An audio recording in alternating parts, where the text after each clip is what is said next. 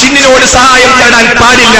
യാ ഇബാദല്ലാഹ് അഈനൂനി എന്ന ഹദീസ് മണ്ണാർക്കാട് സംവാദത്തിൽ ഖുർആനിൽ നിന്നും ഹദീസിൽ നിന്നും ഒരു തെളിവും കിട്ടാതിരുന്നപ്പോ അതങ്ങ് ഉദ്ധരിച്ചപ്പോ അവിടെ നിന്ന് മുജാഹിദ് പണ്ഡിതന്മാർ കൃത്യമായി പറഞ്ഞു, മുസ്ലിയാരെ ഉദ്ധരിച്ച ഹദീസ് ലഈഫാണ്.